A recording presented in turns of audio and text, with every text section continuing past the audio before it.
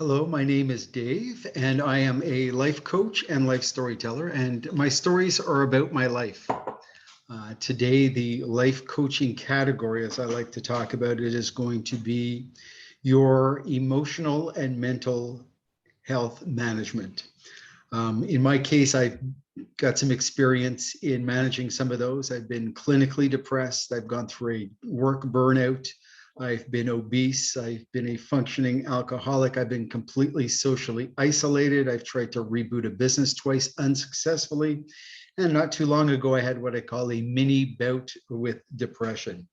So today, though, I wanted to focus on one particular kind of journey, and that was during my 20 years at Deloitte. Which I outline in my book. I wrote a book about that. It's called Mondays Don't Have to Suck, How Small Changes Can Make a Huge Difference. And I kind of went through what I say, like two transitions there. And both of them were, as it says, small changes that made a huge difference. And the first transition was when I first joined Deloitte in 1996. Becoming, as I said, starting out there, and I just graduated from university, top of my class, all excited. I probably weighed about 190 pounds back there. Going out there, connecting, meeting with all the people. It was like, wow, this is just fantastic experience. To all of a sudden, about 15 years later, as I mentioned before, I'm clinically depressed. I weighed about 264 pounds. Totally isolated from everybody but my kids. I don't even remember seeing my wife around that time or family or friends. And I was using alcohol to function. So it took me a while to get there, and I still got a bit of the consultant in me. So I like the term best practices. So what I wanted to do is share some of my best practices with you today, in case any of you are looking at leading miserable lives. You can follow some of these. Again, I just told you I've got the quals. And for those of you who are looking at leading a more positive life, you can listen in as well, but you might want to do the opposite of what I did. And I also, in my book, talk about the last 5 years where I completely turned things around across the board on the physical, mental, emotional health, on the work front, relationship-wise, and everything. So, but that's another story. I'm focusing on my journey to being miserable today. So without further ado, I've come up with what I call my nasty living toolkit. And unlike most of the things that which I usually have a top 7 list, because I'm a big James Bond fan, in this case, I only have 6. Maybe I'll add another one later on. So here we go. So number 1, I was flashing my bottle before. Number 1 was booze.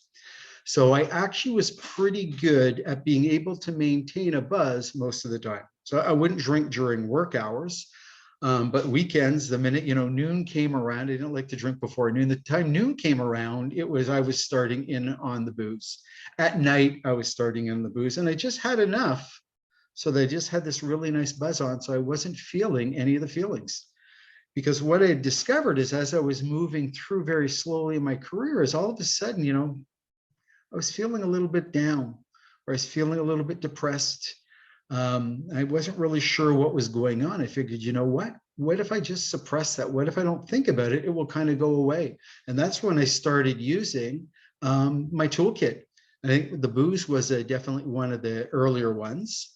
I'd had the buzz going and the whole bit, and most people didn't even know that I was doing that. Now, the thing, and one of the reasons why Mondays suck so much is my body just couldn't take that much booze. So I actually had to stop drinking for 2 days.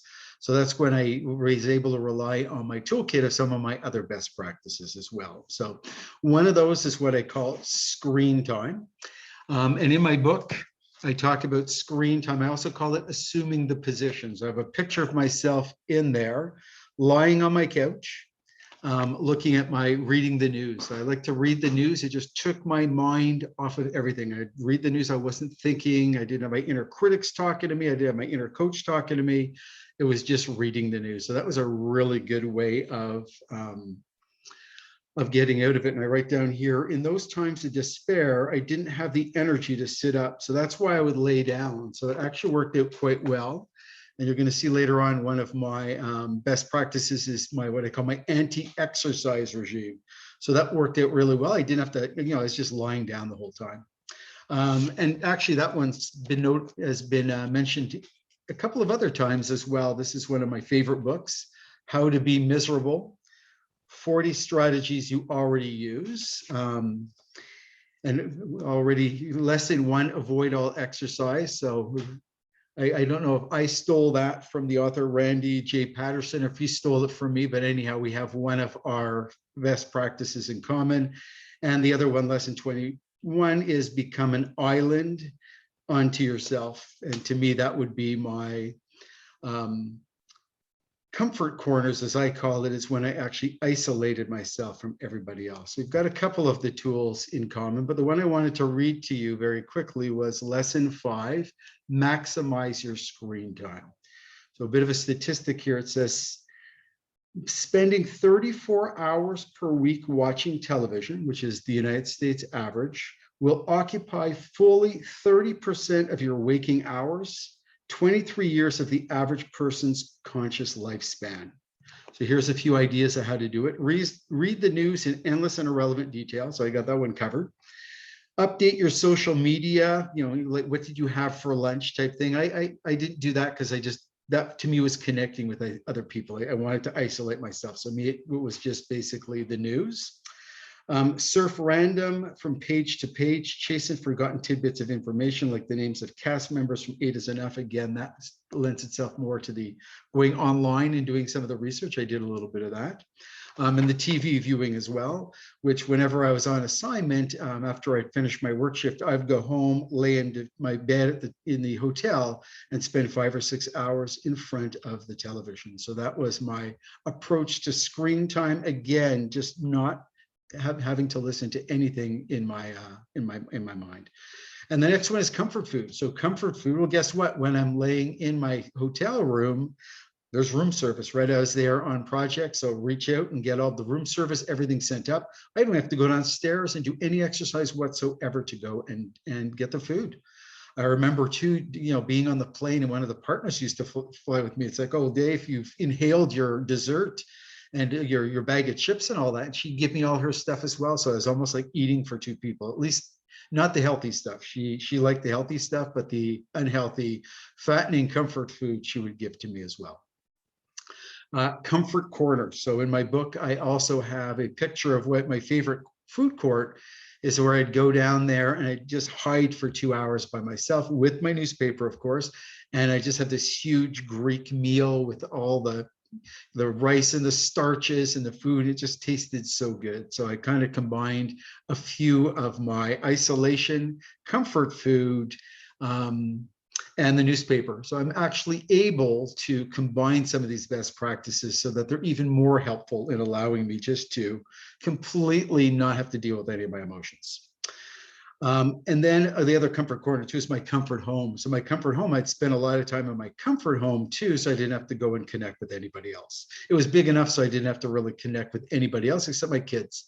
So my kids are the only human beings who I remained in contact during that whole time. And thank God I had them, because I don't know how I would have made it through. I don't even remember seeing my wife in there, and that was our house, but it was big enough that, I could isolate myself from just about anybody. Number 5 is man cave movies. I love movies. I'm a big James Bond fan. So I'd go down in my giant man cave and my kids would come down with me. There's only 2 seats. So my son Shane would sit on one side and I'd be on the other. And my daughter Emily, she'd like to love to just come over there and lay on me. She didn't even watch the movie. She was too young and I don't think she understood them. So I'd be sitting there watching the movies. And again, it just took my mind off everything. Of course, I had a liter of wine next to me as well. It was nice, it was nice having my daughter on me and feeling her warmth. It would have been, in hindsight, if I hadn't had the drinking going, I would have felt her a lot better, but I could still kind of feel her. So it was special to have them with me. And again, I'm so grateful to have them. They are what really got me through that. And last but not least, my anti-exercise regime. So I just did everything I could not to exercise.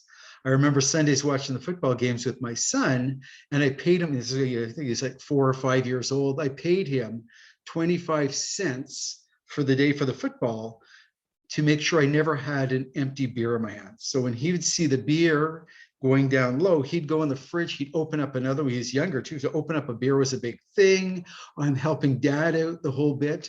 So there you go. I didn't even have to get up, well, except to go to the bathroom every once in a while. So those were my, what I call my best practices in just completely avoiding feeling anything or listening to anything in my mind to be able to actually function during those times. And as I say, it took me a while to get where I was, but you know, obese, clinically depressed, socially isolated, you know, it was just not a really good place to be. So luckily for me, well, it took me hitting rock bottom before I was able to start crawling my way out. And that was the kind of, I guess, the second part of my book, was the crawling out part. And I developed a whole bunch of best practices there. And I used a lot of these too, but the opposite. So anyhow, I hope this is helpful. Wishing you all that if you're at a point right now when you're maybe using some of these, you might want to turn them around and use them the other way. If you know of anybody else who you're seeing is using some of these tools as well, they are kind of nasty. And if you look at some of the pictures, or in my book, my before and after, or on this post as well, you'll see just the physical part. What we miss out on is just the inside, the emotions, and missing out on the emotions and spending time with people, which is even the nastier part, which is, you know, so much harder to convey than in a picture. So thank you. Take care. Bye.